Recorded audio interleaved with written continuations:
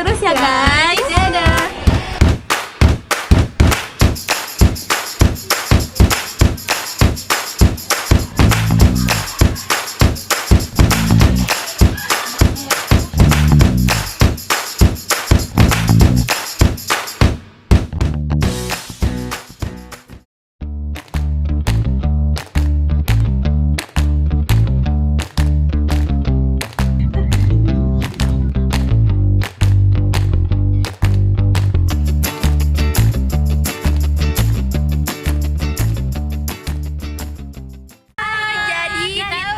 Sudah sampai di Polres Purwakarta.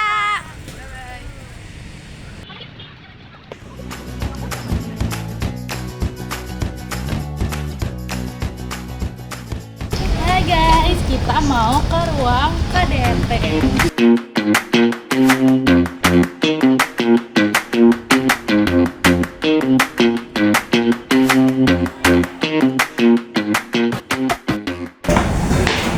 Nama aku Anissa Andini Putri.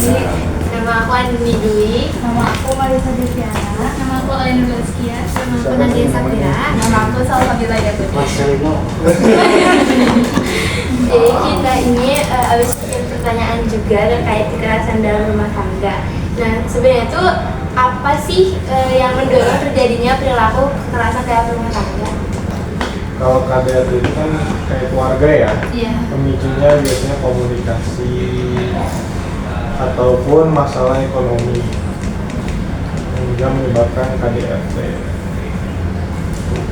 Kalau penyebab utama KDRT yang biasa itu yaitu ekonomi sama komunikasi, miskomunikasi antara suami ataupun istri. Terima kasih. Sama udah. Pertanyaan yang kedua, siapa yang bertanggung jawab untuk menangani kasus KDRT ini? Apakah ada bagian khusus dalam kepolisian untuk menangani kasus semacam ini? Nah, kalau kasus KDRT untuk yang menangani sendiri kita unit PPA, Perlindungan Perempuan dan Anak. Ini ruangannya. Kita yang menangani kasus KDRT ataupun kekerasan terhadap anak ataupun perempuan itu kita yang menanganinya. Jadi pertanyaan itu kan misalkan ada kasus di KDRT ini, nah kapan sih kasus ini tuh ditindaklanjuti oleh pihak yang berwajib kayak gitu? Terus juga apakah setelah pelaporannya diterima atau ada jeda waktu lagi setelah pelaporan dilaporkan? Ada jeda waktu. Biasanya pelapor ini buat laporan misal hari ini. Hari ini kalaupun misalnya ada kekerasan pasti dilakukan visum. Dari pihak kepolisian sendiri mengantarkan visum ke rumah sakit yang ditunjuk sendiri Bayu Asih yang ditunjuk, terus kita sebagai yang tiket kita melaporkan ke pimpinan, nanti pimpinan sendiri menunjuk untuk unit mana yang nanganin. Setelah ditunjuk unit nanti kanit kepala unit yang menunjuk tim mana yang menanganinya, baru dari situ proses mulai dijalankan dari penegak hukum sendiri. Paling butuh waktu kurang lebih 2-3 hari sampai benar-benar diterima sama timnya. Di sini ada mengapa KDRT dianggap sebagai masalah sosial yang harus ditangani. Semua sih sebenarnya permasalahan harus ditangani ya, nggak hanya KDRT. Mungkin KDRT sendiri lebih apa ya, terfokus itu karena apa, itu melibatkan keluarga. Karena apa, mungkin itu antara suami atau istri ataupun orang tua sama anak, itu pasti jadi perhatian khusus. Karena adanya KDRT ini kita harus mengirimkan surat permohonan perlindungan sementara ke pengadilan dalam artian untuk melindungi apabila setelah pelapor ini membuat laporan, jarak dari situ dilakukan lagi kekerasan atau adanya tindak kekerasan lagi, kita bisa langsung berusaha dengan dikeluarkannya dari surat pengadilan. Tuh aja sih bedanya KDRT. Kalau KDRT ada surat perlindungan sementara buat itu korbannya atau suami istrinya ataupun anaknya. Nah, di sini tuh pertanyaannya, di mana biasanya korban KDRT dapat mencari bantuan atau perlindungan sementara yang mudah diakses. KDRT itu kan keluarga ya, yang tadi saya sudah bilang itu ruang lingkupnya keluarga. Untuk ke ranah kepolisian sendiri itu jalan terakhir. Sebenarnya untuk penanganan awal itu bisa ke aparatur desa, baik itu RT, RW, lurah, ataupun sekarang kan sudah ada Babinsa dari Utara, Babinsa dari polisi. Itu sebenarnya untuk penanganan awal bisa dari situ, untuk dimediasikan terlebih dahulu sebelum ke ranah kepolisian. Dan terakhir, bagaimana jika pelaku KDRT berusaha mengintimidasi korban setelah laporan dibuat? Juga upaya apa yang polisi lakukan untuk mencegah terjadinya KDRT di masyarakat? Untuk intimidasi itu saya rasa kecil kemungkinan ya setelah adanya laporan. Karena pada saat laporan awal itu kemungkinan pelapor itu dimintai keterangan. Dia bercerita apa yang dia alami sampai dia melaporkan ke pihak kepolisian. Kemungkinan setelah itu, setelah dilakukannya laporan, nanti perkara itu berlanjut, nanti kan kita memanggil para pihak, saksi ataupun yang dilaporkan. Ketika itu adanya kejanggalan dan yang berbeda keterangan, itu kita patut dicurigai adanya intimidasi. Itu nanti teknis dari kepolisian sendiri. Kalau upaya sendiri pencegahan dari pihak kepolisian ini cuman sekedar memberikan wawasan di bidang pidana. Kalau untuk perbuatannya sendiri kita nggak bisa karena itu ruang untuk keluarga, tidak terlihat karena itu di rumah sama sekali tidak terlihat. Makanya kita nggak mungkin bisa pencegahan seperti apa kita ada mau ini kita beda lagi sama tawuran. Kalau tawuran kita bisa pencegahan yang kita razia seperti apa itu. Kalau KDRT sendiri kita nggak bisa karena itu di ruang untuk keluarga. Mungkin segitu aja ya pertanyaan dari kita kalau gitu doang. Nggak ada lagi.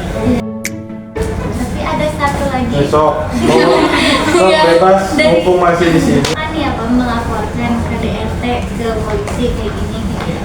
Terus tapinya mereka tuh belum nikah. Itu termasuk KDRT. Bentuknya penganiayaan. Walaupun menikah tapi menikah siri itu masuknya penganiayaan bukan KDRT. Kalau syaratnya pidana KDRT itu adanya buku nikah. Itu dinyatakan sah negara ataupun agama bahwa kedua orang itu pasangan suami istri. Ketika adanya perbuatan kasar atau seperti apa itu baru dikenakannya pasal KDRT. Kalaupun nikah siri itu kan cuma nikah agama, mereka tidak punya buku nikah, itu dikenakan pasal penganiayaan. Kenapa nggak nanya ini aja? Apakah anak bisa jadi korban KDRT? Kalau anak kena kekerasan kayak gitu juga itu masuknya ke KDRT. Masuknya KDRT. Selagi itu di ruang lingkupnya keluarga itu KDRT dengan catatan yaitu adanya buku nikah di keluarga, satu keluarga ada anak itu dalam satu keluarga itu masuknya KDRT. KDRT itu berarti semua suami istri rasanya bisa jadi ke anak, entah itu anak tiri atau anak angkat. Wah itu campur buahnya tuh satu keluarga, satu atap, satu rumah. Nah itu bisa melaporkan KDRT. Mungkin di salah satu adik-adik di sini ada yang pernah atau apa bisa melaporin. Walaupun itu bukan bapak kandung atau ibu kandung, maksudnya KDRT bisa dilapisi juga dengan kekerasan anak. Ada undang-undang dulu. Kamu tuh Kenapa bahasanya KDRT? jauh. Kan kalian belum nikah, belum apa nggak kasus? Coba pertanyaan saya sampaikan dulu. Kenapa mengajarkan KDRT? Kenapa nggak permasalahannya pencabulan atau persetubuhan? Oh enggak ya? Tidak menutup kemungkinan dong di lingkungan kalian sudah pasti ada yang pernah melakukan itu. Entah itu cuma pegang-pegang atau melakukan hubungan itu. Kenapa nggak di situ dibahas? Ataupun kekerasan terhadap anak ataupun tawuran. Kenapa nggak ke situ ya? emang ruang lingkup kalian, emang kalian tahu dan mungkin melihat lah kenapa ke situ. Kalau KDRT kenapa jauh dari porsinya tuh jauh. Saya menjelaskan dulu belum tentu kalian mengerti, ya kan? Karena merasakan juga enggak, ya kan? Bukan bagus sih KDRT itu bukan dalam artian kekerasan pasar kronistik. Tapi ya itu yang terhadap anak. Tapi yang bisa saya katakan ya setelah perilaku masalah itu ya terhadap anak aja. Jika kalian salah satunya mungkin ada yang menjadi korban, nah itu termasuk KDRT. KDRT itu ada yang secara fisik maupun psikis, bukan hanya fisik saja. Undang-undang KDRT itu undang spesialis ada psikisnya. Cuma pembuktiannya tuh tracknya panjang. Kita harus berkoordinasi dengan rumah sakit jiwa dan RSJ. Yang harus ditanyakan di sini ya, KDRT itu bukan hanya suami istri satu anak saja. Itu masih KDRT. Banyak tuh anak yang menjadi korban kekerasan.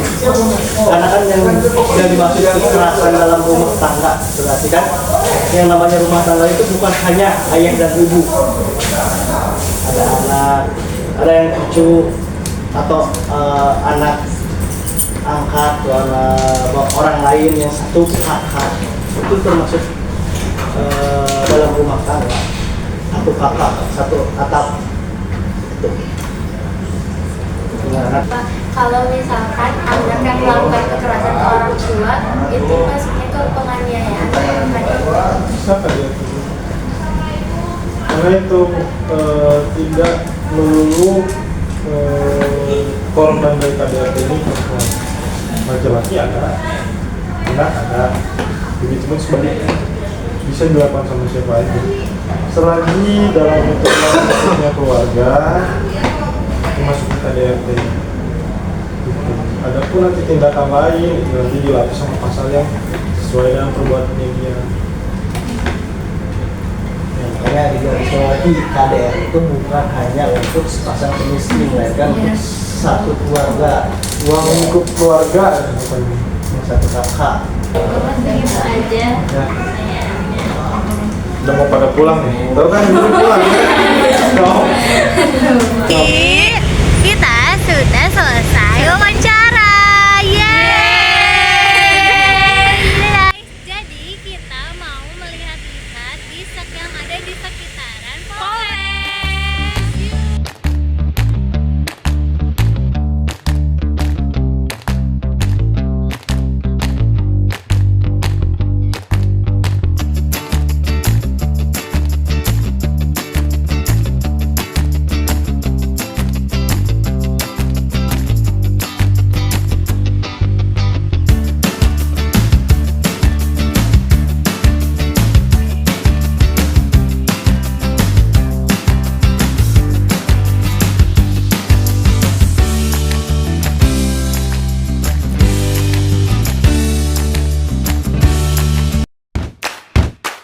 Itu dia wawancara mengenai kekerasan dalam keluarga kita pada hari ini. Sekian dan terima kasih. Wassalamualaikum warahmatullahi wabarakatuh.